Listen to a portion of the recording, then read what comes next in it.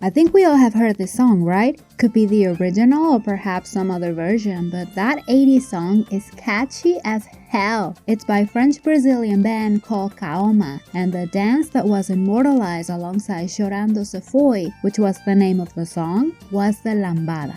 Funny story, this is a 70s/80s Brazilian dance that translates to whipping because the dance move resembles a whip. But back in the day, that was too spicy, so society deemed lambada as an obscene dance. Didn't help that it was way too fun for the kids. And with Chorando Se Foi, a lovely love song, people started embracing the dance a little bit more. There were still party poopers, but they will eventually shut up. Lo Alva Brás, the group's singer, was battling cancer about maybe 5 years ago, so later on when I went back to hear the song again and scrolled through the comments, I saw lots of RIPs. Lo Alva Brás had died. My first thought was that cancer was the one who took her life.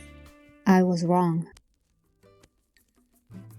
Lo Alva Brás Vieira was born on June 3rd of 1953 in Rio de Janeiro, Brazil. Her mom was a pianist and her dad was the head of an orchestra, so it was clear that music was in her blood. Lo Alva started training piano at the age of 4, and at 13 she started singing. She may have help from her parents, but she worked her butt off to get the privilege of working with big voices in her country. By 1985, she was conquering France with her show Brasil é Festa. After that, she loved the country so much that decided to stay there forever. In 1989, Lo Alva, alongside 6 other musicians, formed Kaoma and debuted the hit song Chorando Se Foi, which, another funny story, was plagiarized. The song belonged to a Bolivian band, and later on they did sue Kaoma, winning the case. You can find the song by searching lambada. It was popularized and normalized by them. There was even a movie because the music video was kind of shocking back in the day. It presented 2 little kids who were apparently in love. So the boy takes the girl for a dance, but her dad doesn't approve it and smacks her right in the face because, like I've said before, lambada was heavily frowned upon in society. But by the end of the video, the kids don't care anymore, and as dad was getting ready to whack his child again, Lo Alva loosens him up a bit and they all just dance it off. Kaoma sold more than 25 million records worldwide and got 80 platinum and gold records thanks to the hit song.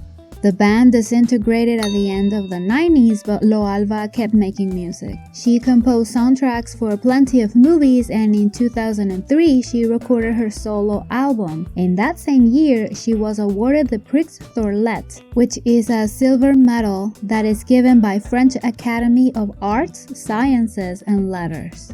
Her last album was recorded in 2011. She was married to a French businessman and she was living back and forth between France and Brazil. She lived in Switzerland for a while as well. At the beginnings of 2010, Lo Alva had a big health scare. She battled cancer and in 2015 she got in remission. She started living again. She was featured in a Lambada festival in Brazil of 2016, but things started to go weird.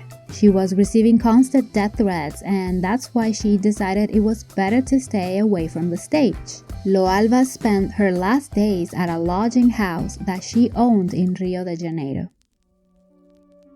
On January 19 of 2017, at nighttime, 2 armed men entered her place intending to rob it. Lo Alva was inside at the time, so the assailants imprisoned her inside her own home while they robbed it. Lo Alva kept screaming her heart out in the hope someone could eventually hear her. Meanwhile, the robbers took around $4,700 plus other items like her gold and platinum records. They had a car ready to go outside.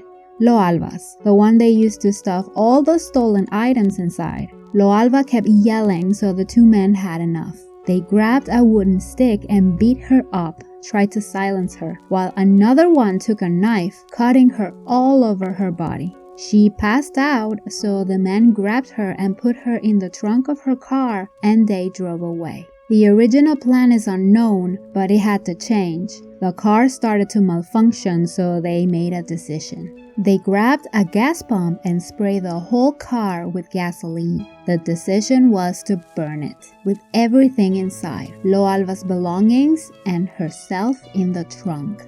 The assailants ran away while the car exploded in flames. Lo Alba Braz Vieira was 63 years old.